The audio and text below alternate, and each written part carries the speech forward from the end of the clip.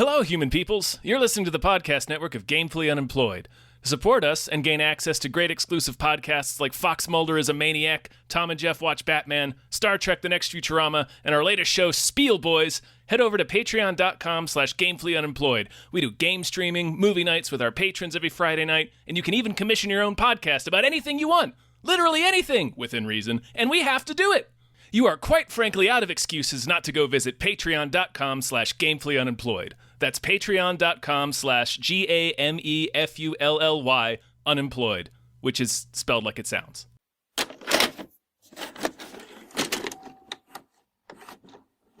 So this dude, John Taffer, he brings in to help with his consulting, Joe Escalante. Oh, that's amazing. And the guy doesn't know who he is. Oh, that's great. So it was perfect. Holy shit. So he starts he's telling him about like how much it's like, dude, this like the venue's kind of like the sound's not good, like punk is punk, but like you have to have good sound. Right. He's like, what do you this guy know? It's like, dude, that's amazing. You get Kung Fu record, it's the Vandals. What a jackass. Hi, everybody. Hello, everyone. My name is David Bell. My name is Tom Ryman. And we just watched Weapons. Whatever makes you a weapon. Nice.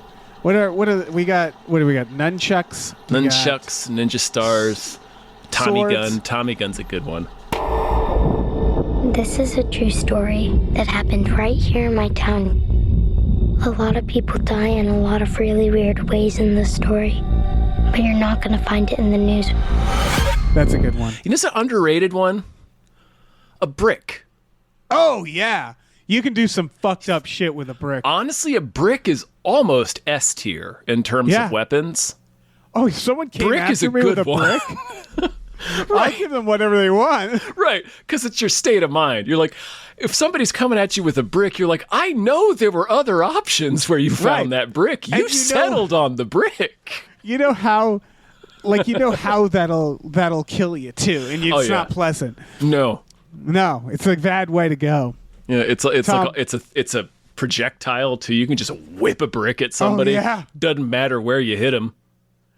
It's kind of like when you play. It's like the Golden Gun and GoldenEye. It doesn't matter where you hit them. No, it doesn't matter. That'll take you out. It's true. Like a brick to the ankle, you're done. You're done. Take the fight you're right just out like, of you. I want to go home. I'm done. I'm actually not playing anymore. Yeah, exactly. Tom, I read the worst New York Times review. Lay of it this. on me. Lay it on me. I'm not going to quote it exactly, but it's the title is "Have you seen Weapons? We talk about what it might mean," and it's a journey through the movie's mysteries. And it is not that. It in no way analyzes the what Weapons is about. Every paragraph is this guy trying to prove how much how many movies he knows. So it's stuff like a set time as a signal of doom has a long tradition of horror, from the 4:00 episode of The Twilight Zone to the 1980 slasher film New Year's Eve. I'm gonna stop you there, Dave. And that's every sentence is that, and it doesn't go like, but what does it mean? It goes like, this is like this in this other thing. And I know. Think that's AI. It might be. Oh my God. Sounds like AI. At one point, we see Gladys nearly drained of life, her sagging frame framed by sickly hair, like that of her the title sagging woman frame framed? I mean, that's bad No, her writing. sagging face framed by sickly hair, like that of the title woman in The Snake Girl and the Silver-Haired Witch. That's all that. It's all, it doesn't say, Gladys looks like a Gorgon love trial of Bozo the Clown and the Wendy's logo. She dresses as if she shops at the 70s aisles at vintage stores. I just can't speak. Decked out in Electric Company colors. It's as many references as this person can fucking make to other things. He says nothing about the film. It's just all this. As many pop culture connections as you can make in your mind. Yeah. Something Jeff was telling me about, obscure ones. Like it's like I'm trying. It's like that. I'm too cool for this. Like I know. Oh, this has all been done in something else. What a weird instinct. Yeah. It's all this. It's wild. And at no point... Anyway, we should talk about the movie. Also, what the fuck does he mean Electric Company colors? I think he means like 70s colors, and he wanted to reference the electric company. Does It's he again, mean it's as many times they can cram in references, and she's wearing electric colors, like she's wearing an electric blue coat. But like, Dave, do me a favor, pull up the cast of the Electric Company. What do you think is the overwhelming color in this 1970s program? I'm looking at it. I'll give you a hint. It's beige. It's fucking beige. It's fucking beige. Yeah, like, again, he said Electric Company because he was thinking electric. Yeah, probably. It keeps going. Like, it's every fucking sentence is Kreger's Crackerjack makeup team makes dime store gore look terrifying, reminiscent of the raccoon-eyed kiddos who spooked Here Comes the Devil. Like, it's all that. It's like this other Why are they movie. Crackerjack? I don't know. This might be AI, or this might be someone who's really, really, really, who really, doesn't really know what words mean. Let me see what's the budget of this movie. I don't know, man. I think they just really want to prove to us that they've seen other movies. It's a fucking $38 million movie. What are they talking about? Crackerjack effects team. I don't know, man. Look, this isn't a review of the New York Times review of weapons. I right before we recorded, I popped this article on, and I was like, what the fuck? Well, I already knew we were in trouble when you were like, and what it all means. I'm like, it's called weapons. It's called weapons. All right, I have something embarrassing to say about this. Oh, I bet it's the same thing. It took me like a day, and I was sitting there, and I went, oh, weapons. Didn't take me a day. It didn't take me a day. We were about 25 minutes into this. It took me a long. I was still a little bit embarrassed by this. We were about 25 minutes into this. I saw it with my brother, and he leans over to me and goes like, is this about a school shooting? And I said, yeah. Yes, it is. Yeah. I think when I watched this, I watched it in the morning and I just was entertained by it, and it never clicked in my head, knowing that it's going to be about something. Well, I mean, it becomes obvious when Josh Brolin sees the machine gun. It says 217, and then the radio tower looks like the fucking barrel of an AR-17. Right. I think what it was is in the back of my head, I knew it was about this general concept. Yeah. But it didn't click into me until later, like how one-to-one everything is. How'd you like this movie? I liked it. I didn't love it, but I liked it. I liked it. I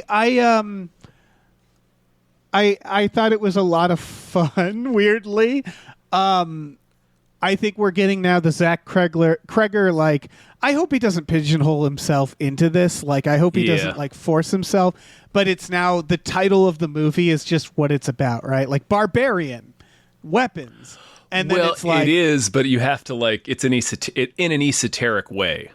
Right, where you have to go, like, okay, well, what does that mean? But he's sort of spelling it out with the title. And then you watch the movie.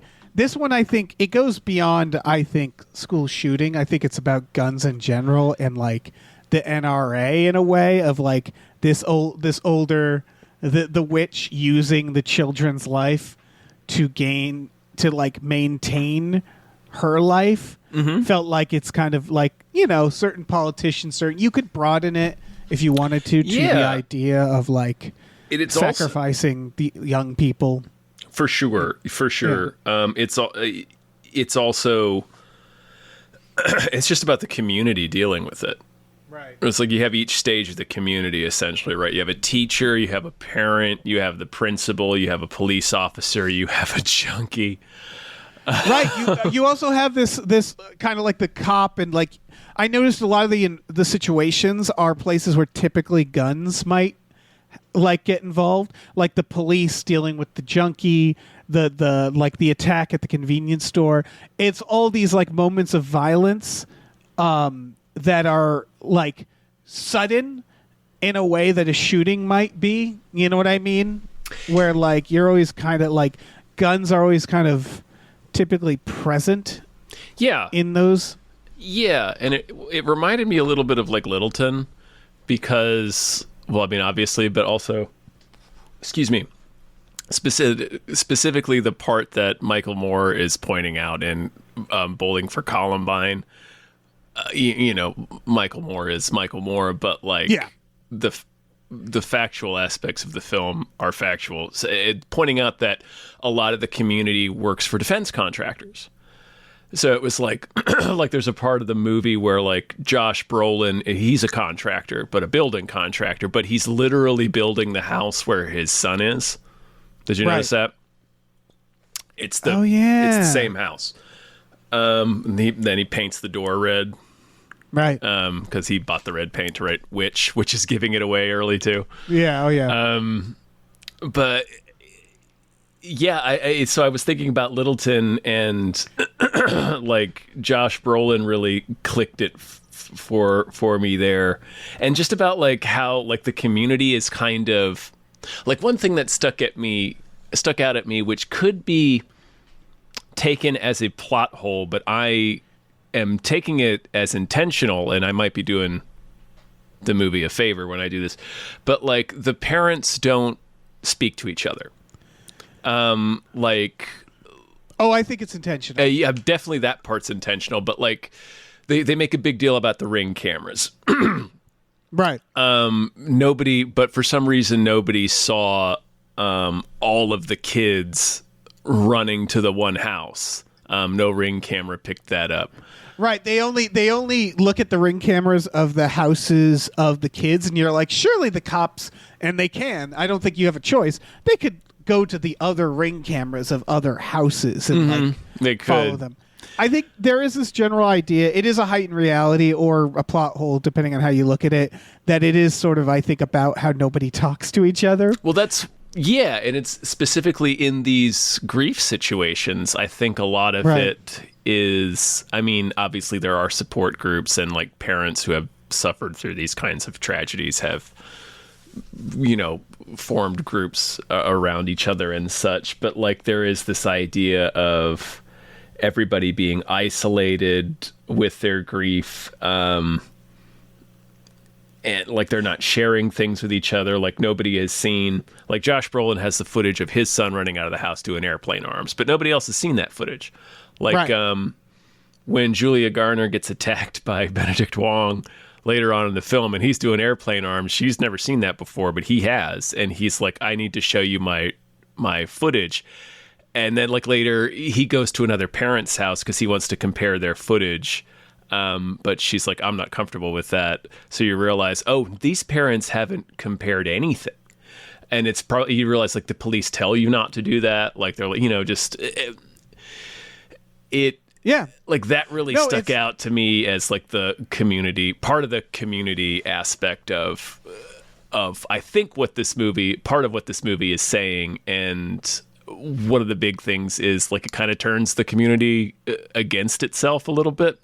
Well, yeah, the first thing that we see is Josh Brolin is suspecting the teacher. It's blaming the teacher. And there's this, him and the teacher are the only two people who actually give a shit about the kids. Yes. But they're pitted against each other. And it's that idea they're against each other, except like they're blind to like the larger systemic issue of witchcraft violence. That's the real problem in this universe. Yes, yeah, of course. Yeah. No, but that's like you look at the cop. The cop could, like, he's serving his own interests. Mm-hmm. Like his whole thing is he's in deep shit and he's just trying to serve his own fucking interests. And so he's not helping. Like he could help. Like, and the teacher wants to help, but she's not really helping either because she doesn't have the whole picture. Josh Brolin wants to help, but he's pitted against her. He doesn't have the whole picture. Everybody's sort of wrapped up in their own bullshit to be able to see this thing in front of them. And that's, I think, the point of spoilers, obviously, of the boy the whole time, where you're like, well, he was right in front of, he is right in front of him. Nobody's thinking about him. Yeah, exactly. And it's that idea of a school shooter. It's like nobody's looking at him. Nobody's thinking about this kid. It's like one of the first scenes we get where Brolin is yelling at Julia Garner during a PTA meeting. And he's basically saying, he's grilling her about like, you see these kids every day. You didn't see anything. Like I'm his dad. I didn't see and I didn't see anything. You didn't see anything. And it's like, yes, that's right. Are you not listening to that? Like, Yeah. you're his dad, you're closer to him than anyone, and you didn't see anything coming for this. Like, that's how these tragedies happen. Whether your son was the shooter or the victim, you would still be like grilling the teacher. Didn't you see any behavior in that kid? Right. You know, and it's like, why didn't you? Why didn't you? Well, you know, it's no, and there's implications that Brolin isn't the best dad too.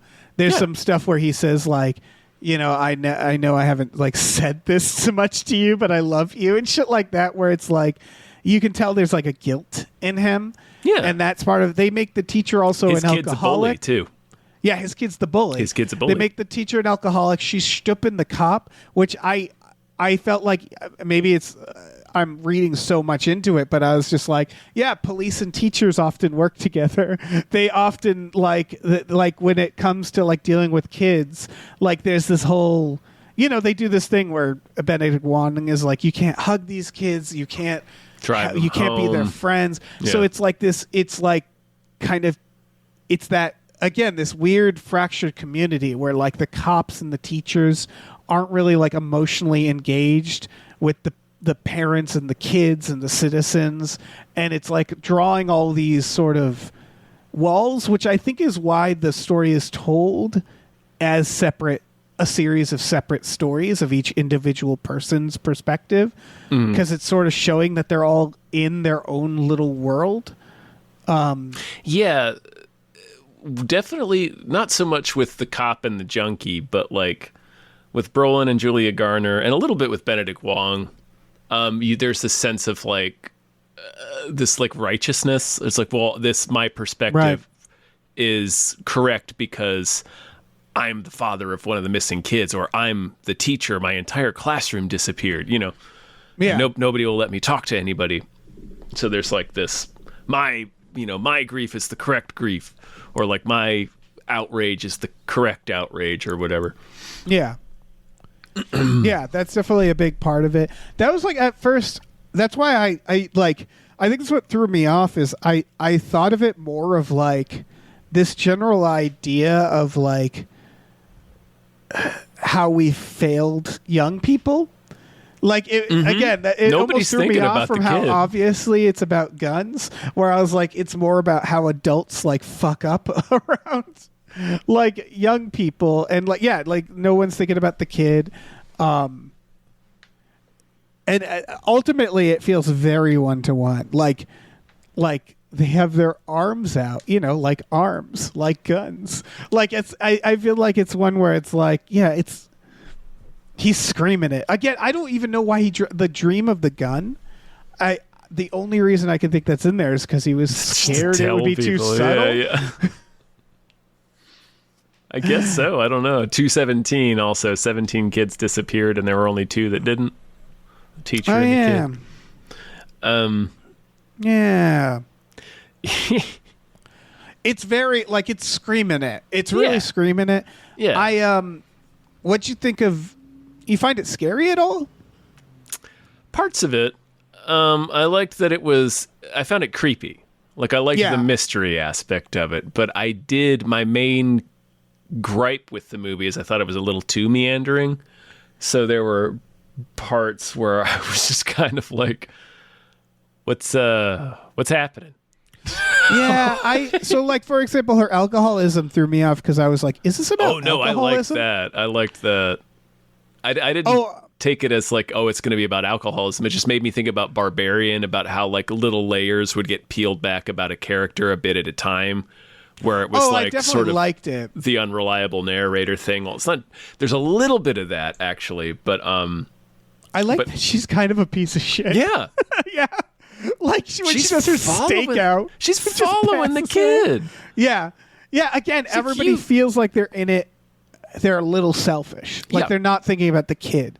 Like she's almost like she wants to prove that she did nothing wrong. I mean, she does seem she's the most concerned out of all the non-parents. Out of all the non-parents, yeah.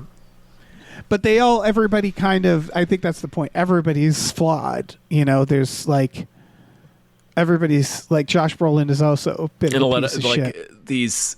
It'll bring out a lot of those flaws in the community. Like, this doesn't really this isn't really explored much except for a single scene. It's not even really much of a scene. It's like a single shot. But it's a scene between Brolin and his wife, who we never even see. Wait, which part? Oh, where he's lying in the bed and she's like, "Are you going to go to work today?" And he's not saying anything. Yeah, right. So like a lot of marriages don't survive the loss of a child for reasons like this. It brings problems to the surface in the way that grief does, and it can set you against each other, particularly if either everybody is wrapped up in it in their own sort of selfish perspective, like you were saying, or B, it's like you're so far removed from it, like the cop is kind of intermediary, but like the junkie, he's so far removed from it, like he doesn't even realize that's what he's looking at when he sees the kids. Yeah, he's I mean, this is a Kreger pattern, I feel like, is like a real piece of shit, like who just stumbles in to it. Like that was the same as Barbarian, where it's delightful to watch. Just like he wasn't anywhere near as bad as Justin Long. Yes, Justin Long was way worse. Yeah. But they do a delightful scene where he's robbing the house, and he's just like still going. He's like trying to rob them way too far into realizing how terrifying it is. Yeah. He's still like, he doesn't even really speed up. Right. And I love just how casually, like just him doing the thing where he's just checking all the car doors, like just like casual dirtbag. Yeah. Scumbaggery. He's amazing. I will say, so going to the Kreger like patterns, so this is the thing that kind of disappointed me, is what it was. Ultimately, the mystery of this movie was, I found disappointing. It does end very funny and satisfying, don't get me wrong. It's an amazing, like, that's another Kreger pattern. Yeah. Well, I think it's like somebody's gonna get Night of the Living deaded at the end. Oh yeah, there's also this idea of like, how do you build this perfect punchline? And I really love movies that build to like, and this all comes together to one beautiful moment, you know. And in this case, it's all the kids tearing apart the lady, and it's sort of it's again, when you look at it as the metaphor for like the older generations, just like destroying the younger generation, destroying the younger for their own, precious, like a few years or whatever. Yeah. It's like it's a very fleeting satisfying amount answer. Of life they have left. Yeah. And then, they just rip her ass apart. They basically recreate the Point Break chase. Yes. With the kids chasing her. It's fucking amazing. Incredible. And she's killing it. Who is that? She's from Amy Madigan. Yeah. That's Mrs. Ed Harris, which has always delighted me because I've thought of Amy Madigan as the female Ed Harris. Yeah. Like, she kind of is. She's great. So here's the thing that bothered me though. Like, the reveal is okay, but I realized like it's only 2 movies. There's only 2 data points here, but he is really resting on old ladies are scary. Like, old lady bodies are scary. Like Barbarian, it's like, look at this giant set. Yeah, exactly. Barbarian was like a bent mother too. Exactly, and so like the nursing, the like usagi boobs, wearing a wig, like where it's like it's sort of a very tired. That's trope. Straight up the witches. Yeah, that right. Is straight up the witches. That's what I mean. Is like, I don't think he's doing it on purpose. I think this just, I'm like two movies. I'm like, unfortunate. I wonder if you have some subconscious issues here that you're like. And it wasn't really about. It wasn't about her body, really. Not really. It's just funny how it happened to be 2, where I'm just like, oh, okay, we're getting a weird pattern here. Yeah, but it's sort of like it's a bit of a stretch. I thought it's also a bit of a stretch to call the monster in Barbarian an old lady, even though that's what she is. Yeah. She's like, she's a ghoul at that. It's a fucking golem. What it ultimately came to for me was like, it was such an interesting setup that I found like, oh, it's a witch, like being like kind of like the least. It all clicks together. You know what I mean? Like it all works. Mm-hmm. But it was such a fascinating setup that I wanted something. I don't know, a little bit cooler, more. I don't know. But that's kind of the thing when you get such a great offer like this thing's offer. It's hard to make it stick the landing totally the way you want it in your mind, I suppose. Well, that's the thing. It's a huge challenge. He does stick the landing. It all clicks together. Everything works. It's I meant in really a satisfying way. When you present such an intriguing mystery like that, the solution is tough. It's the mystery box problem, where it's like the mystery is so much more tastier than the reality, than the solution. That's every mystery. Like, that's exactly. every mystery. You Exactly. just have to find a way to make it like crazy or haunting or unexpected. Yeah. I just felt like, so like, for example, and maybe this is explained, there's like a few nightmares that she's in leading up to it. And then she's like Pennywise. Like she's like showing up in these random places. She shows up where the junkie is. Oh, she's clipping her flowers out there. Oh, okay. She just happened to be out there collecting shit. That and makes saw sense. That Why guy is she and in the waved at him. dreams?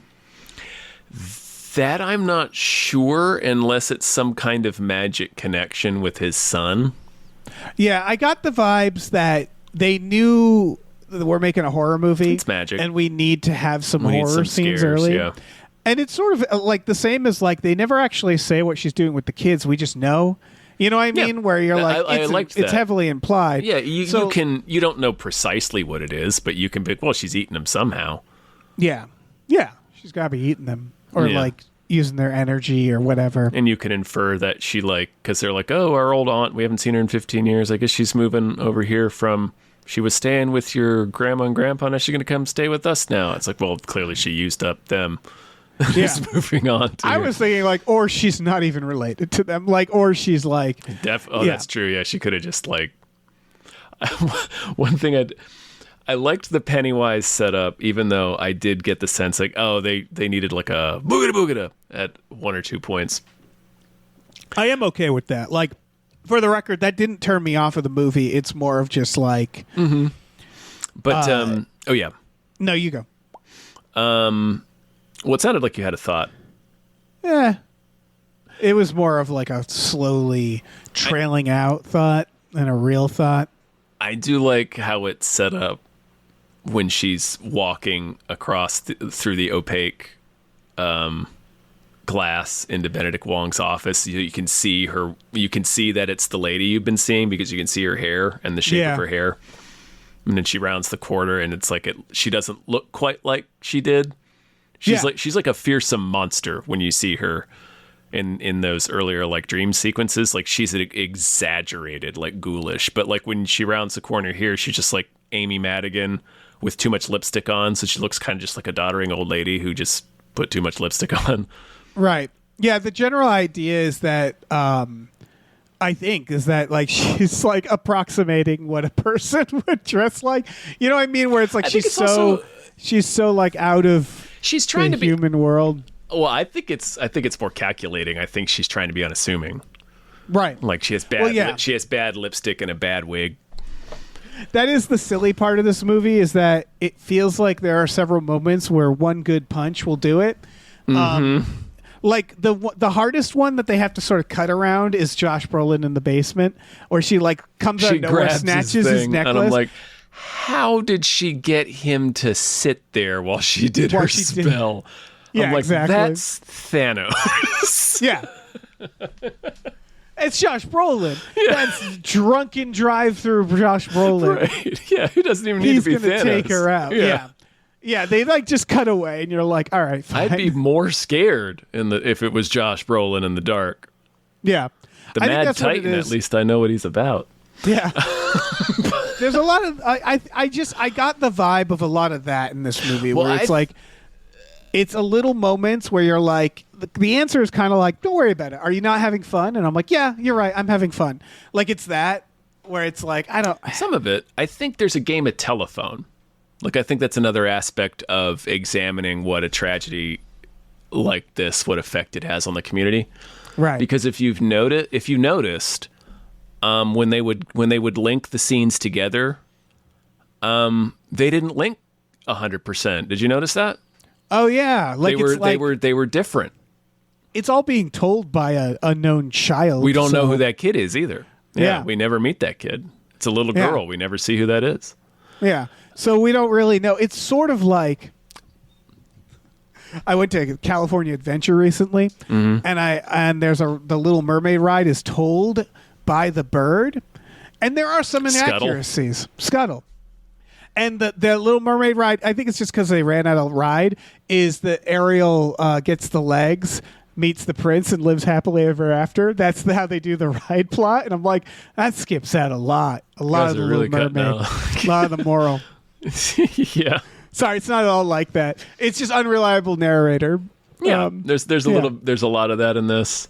Not like, it's not huge, but there's definite differences that definitely color the perspective. Like, it's invariably well, it's about perspective. Like, yes. It's very clearly that's a big factor into it. Somebody will seem more or less reasonable in a scene depending on whose perspective it is. The dialogue will change. The exact events of it change. Yeah. Like, her conversation with Benedict Wong, for example, is very different. Yes. And then, of course, when the Junkies version of his interaction with the cop, who's Alden Ehrenreich, by the way, could that it were, he's like way more aggressive in the Junkies version. Like, when it's told from Alden Ehrenreich's point of view, he's kind of like, he's a nice guy. He's sort of like being very polite, and then he just he pokes himself on a syringe and gets mad and punches the guy in the jaw. I appreciate that even in his version, he's a piece of shit, though. When they when they cut to him, I was like, I don't want to fucking empathize with the cop, and they're like, good news, you're not gonna. It's like, all right, cool. Mm-hmm. But they do a good. When he punches him after the needle, you're like, I get it, but like, you shouldn't be a cop. You shouldn't be a cop. Also, my brother was ran because he was a police officer briefly many years ago. Right. They give you gloves that are not that. Like, he what? pulls on just a little latex glove. Oh, like, they give you tougher gloves. Yeah, that makes sense. I forget, they're called something specific. I forget. He told me, but I forgot. Anyway, so it's like, that's another, like, well, you're being an asshole, dude. Why on earth would you shove your hands into the pocket of a guy who's clearly a junkie? Yeah, exactly. What do you think you're going to find there? Even though he says, no, I don't have anything that's going to stick you.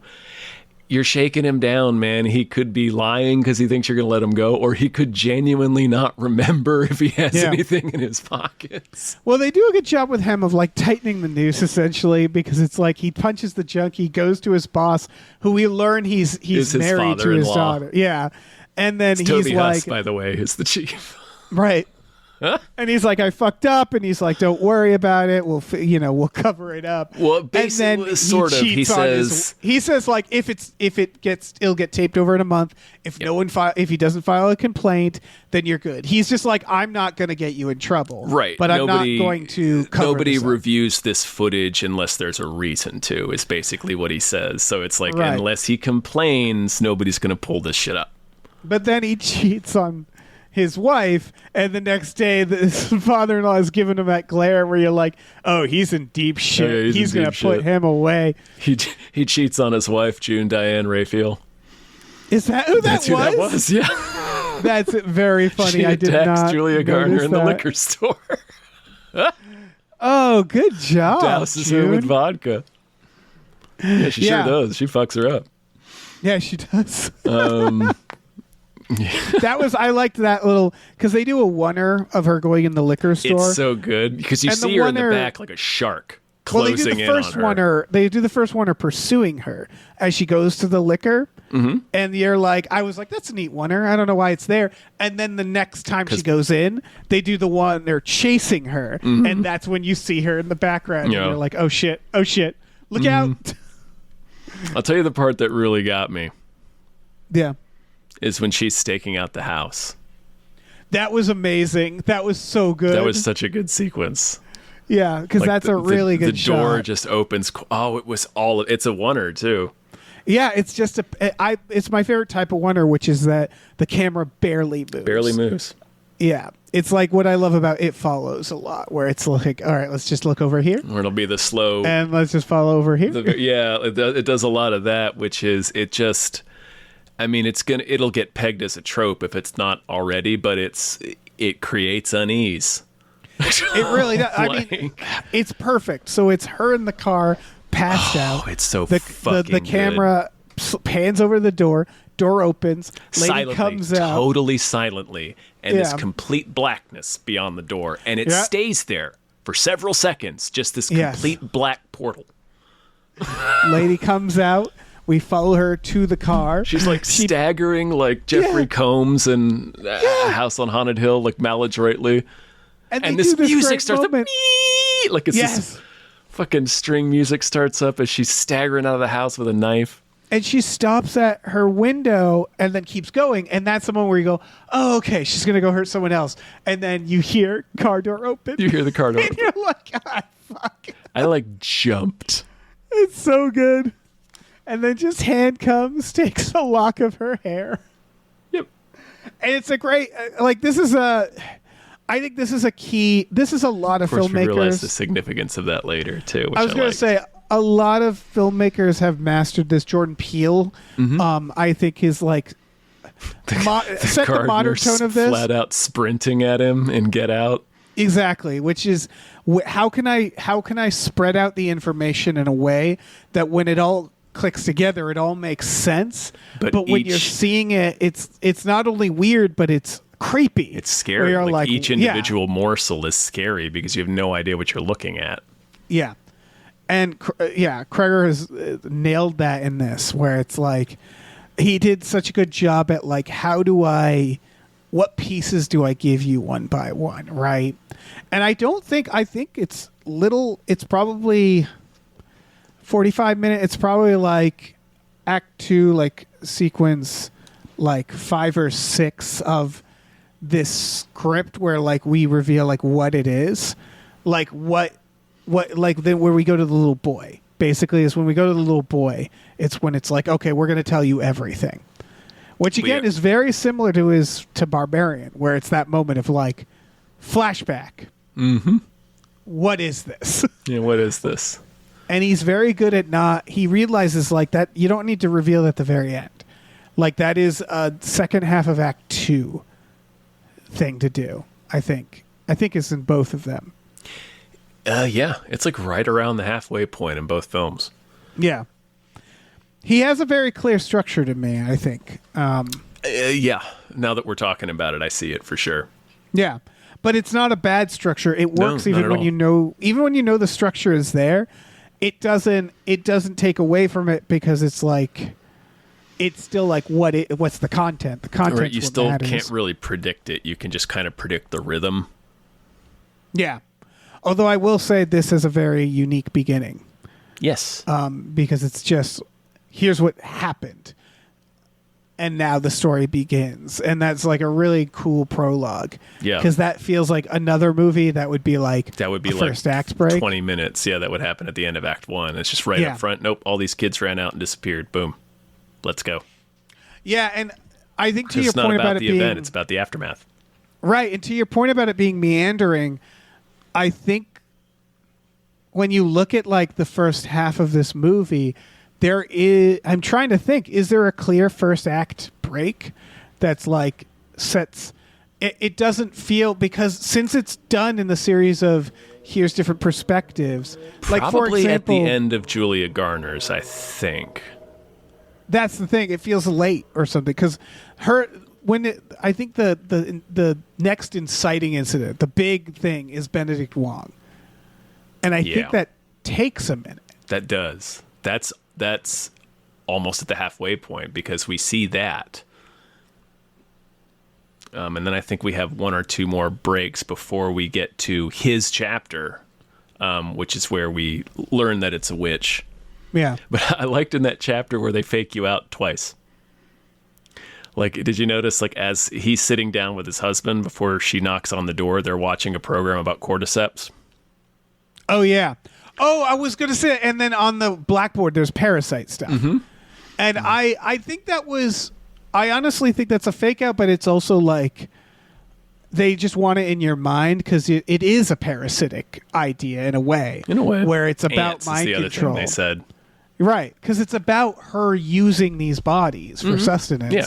And treating, so it is like it's relevant, but it's not on the nose. Where it's like it's not literally parasites. It's not literally a fungus, and it's not. They're not literally being turned into ants. It's not like a giant ant. Although I do want to see that. Although she is an aunt. Oh, I'll take it. She is his aunt. Fuck! Shit! Oh shit! Fuck! Just blew this case wide open. Yeah, we just blew this case wide open. I'm obsessed with the structure now because I'm thinking about it. And I think this is how he got away with it, is looking at this as a script. The first 2 pages grab you. The first 2 pages are like, here's an incredible offer. So like he knew that, and he knew that you could last a little longer without something huge. Like, because it does feel like it fucks you around for a while. It does. Where you're like, when is something else going to happen? When is this going to break? Because it's characters sort of like yelling at each other and like getting drunk and not really figuring anything out. And then the Benedict Wong is like that moment. Because you feel like I don't know about you. I knew like what I was waiting for is when Julia Garner and Josh Brolin were going to team up. Oh, like of course, I kind of yeah. knew that from the start.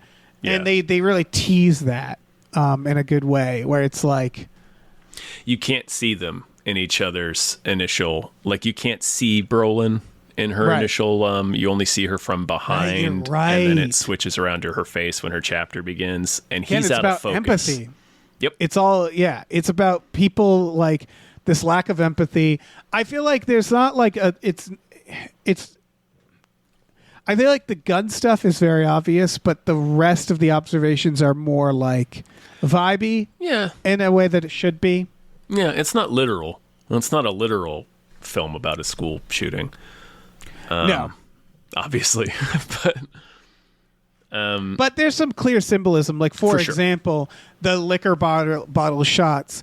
It's her going towards the liquor, the action, and then her going towards the liquor away from June. It's consequences. It's like here's the action, and then here's the perfectly mirrored consequences of her action. And of course, she pours the vodka on her. It's like, it's again, it's teeming with fucking symbolism. This is a fun rewatch, I think, because I think there's a bunch of little things like that throughout that don't add up to necessarily one big metaphor. It's just a bunch of little ones. Yeah, a bunch of little ones wrapped Except for around the the main central theme. Weapons. Why did we answer why he dreamed the gun? Is it just because he's like, it's about guns? I genuinely don't know. I think that it's felt just really odd. the school shooting idea. Yeah, that felt really odd to be put in there. Like, that was the only thing that felt like a little bit of a, like, I was just like, why did you do that? You don't need to put a literal gun above the house. It does it right It's up weird. top, too. You know, it's when the title flashes on screen and says weapons, like right at the end of it, the little arcane triangle shows up in the center of the O.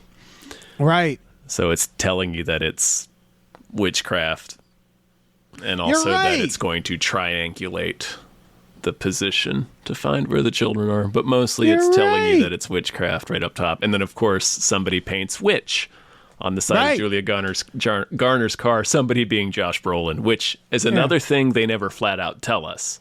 We just see that he's ordered red paint and mistakenly painted the door on the house he's building red. Yeah. Yeah. Also, it's clearly not spray paint. I don't like it's like painted on when you look at it. Yeah. Yeah. Like house good job. paint. Yeah. That's just not coming off. Well, yeah, she's going to have to get some new doors you there. are going to have to get that car repainted. Yeah. Yeah, she should get Josh Brolin to pay for it. The very ending. So, okay, tearing apart the witch, but the very ending fucking ruled, which is the narrator coming on and being like, basically like, oh, no one's coming back from this. Like, she's like, his parents still have to be fed, but not by somebody him. else is feeding them soup. Yep, and some of the kids are even starting to speak again, and that's the last line. Like, fuck. Because again, that's sort of the point. Is like, it doesn't. They don't get better from this tragedy. Like They the slowly surviving kids move on. Yeah, and then also I liked the aspect of Brolin just drops everything at that point. Like as soon as he sees his kid. Like he's like, I don't need to know more. He drops Julia Garner, who he's been strangling because he's possessed, but Amy Madigan is killed, so the possession breaks. Right. He never checks back on her. He goes back, he grabs his son and walk. He doesn't check any of the other kids. He doesn't even really look at the dead. He just picks up his son and walks off. It's back to the selfishness. It's back to the, I got mine. My kid lived. Yep. I don't care. Man, yeah, everybody loses except for Alex, who learns witchcraft. That's the last thing I wanted to... Yeah, he sure does. Last thing I wanted to point out is Amy Madigan should have known she picked the wrong house really soon. Because the kid, when we finally switched to him, he's a little quiet kid. He gets bullied a little bit. Yeah. His dad's a bit of a nerd. But he comes home and he sees his parents just sitting at the table catatonic, and he's instantly like, Mom, Dad, what the hell's going on? What's wrong with you? What's wrong with you? And then his Aunt Gladys comes out. She's like, oh, they're just sitting, have dinner. He's like, what the fuck is wrong with them? Yeah. She's like, oh, they're just waiting for dinner. They're not feeling well. You just sit down and listen to Aunt Gladys as she makes your dinner. And he grabs a glass of water and throws it on his dad. And he's like, Dad, like he's not buying any of this. Yeah, she's like, man, I hope you'd be stupider. I thought you'd be stupider. Like she's like, oh, like at that point, it's like, lady, he's going to kill you. This kid's going to kill you. Yeah. Have you read any book about a child and a witch? Yeah. Just any book. Yeah, any book. How does any it old end book. for the witch? What's the most famous story about children and witches? Yeah. What happens to the witch at the end of that one? Yeah.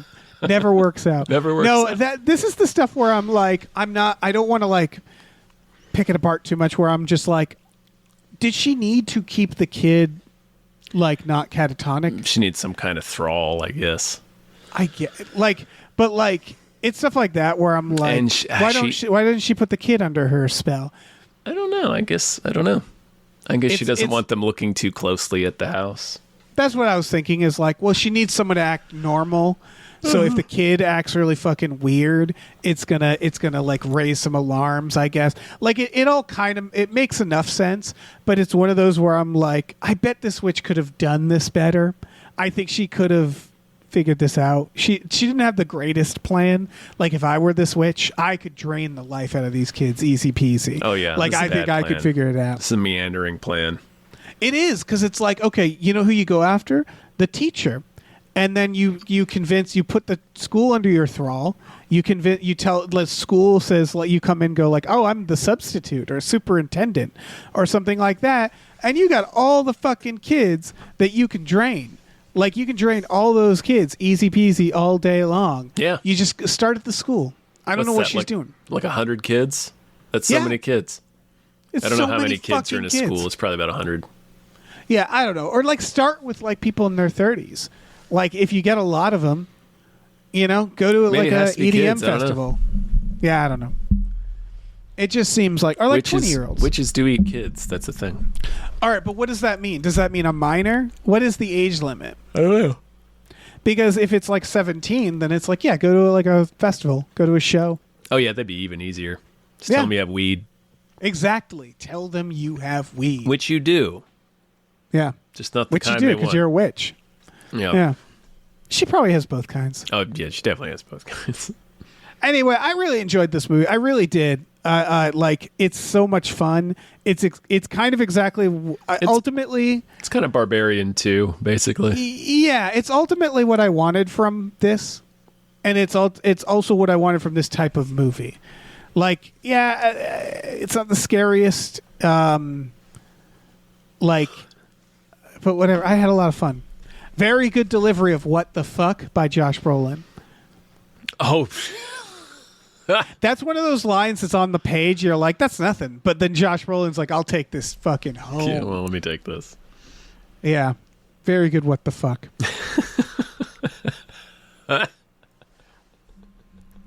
It's after one of the jump scares too. Yeah, the dream. After the dream, and he wakes up and just goes like, "What the fuck?" And it's just like, yes. I think that was the biggest laugh that I got in the theater. It was one of the biggest ones. Yeah, I was laughing a lot, man. At some of this stuff, particularly at the junkie. I liked him. He was great. Yeah, it was fun. Yeah. All right, I got nothing else. Yeah, me too. I liked Barbarian better, but this one's good. You know what's interesting is I think I might like this. I don't know. I need to watch them. I need to watch them both again. But like I said up top, I liked this one. I didn't love it. So out of all the horror tropes, Big Tall Monster is one of my least favorites. It shows up in a few movies. Fair enough. It's like, oh, it's a Big Tall Monster. You know, like Smile has one. I think Wreck has one. I think like there's so many Big Tall Monsters. Wreck has I think Doug they're mostly Jones. played by the same person. Yeah, I was gonna say. I don't find Big Tall Monster that scary. I just don't. We're over it. We're over it. Exactly. It's so like Cloverfield this Monster. Exactly. So I like this monster better. Just a witch. Yeah, honestly, but I don't like either of them that much. That's what it is. I really like his films. I don't find his monsters conceptually that scary in general. I'm like, they're fine. Like I don't have nothing against him. They're just, he's landed on tropes that have generally not been like the monsters that I personally like, like get freaked out by. So I don't know. But I love the journey on both. Yeah. Yeah. I'm not sure if any monsters freak me out. I'd have to think about that one. Yeah. I don't know. I mean, like, you know, Pennywise, clown. I'm not really scared by clowns. I'm more scared by Tim Curry. Yeah. Like that was more Tim Curry's doing. The concept of a sewer demon that eats children. I think what it is his movies are so unconventional that it's weird that it always comes to a very conventional monster.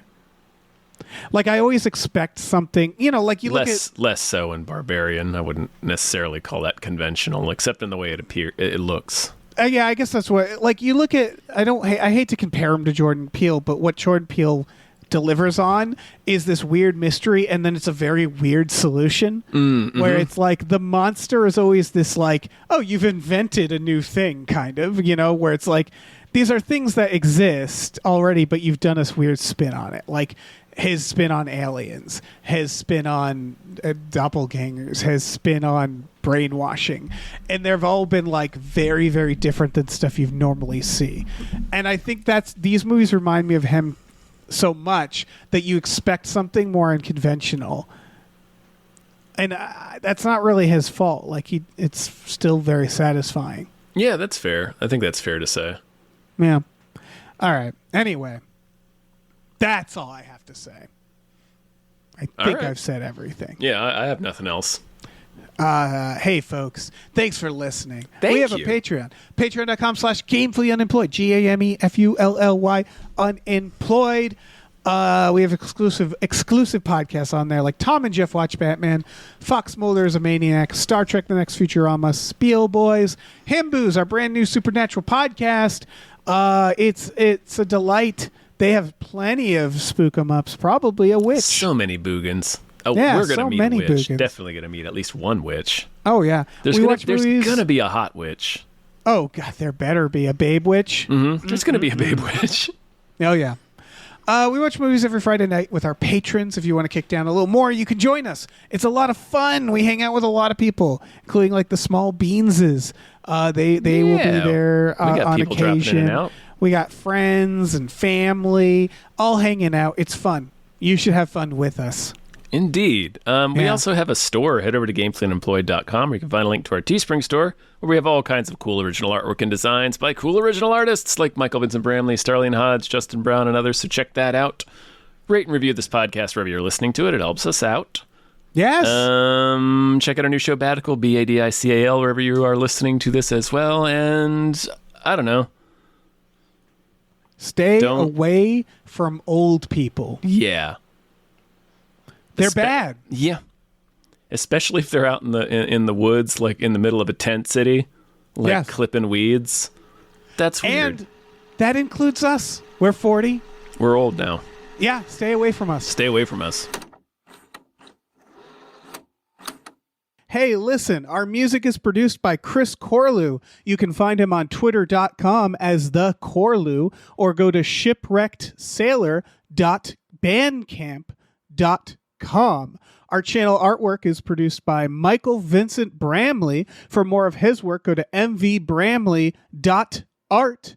Our episode artwork is by Justin Brown, available on Twitter as Justin T. Brown or at artnessbyjustinbrown.com. And finally, additional artwork is by Starlene Hodge. You can find her work at starlenearts.com or on Twitter as StarleneX. Cool. Goodbye.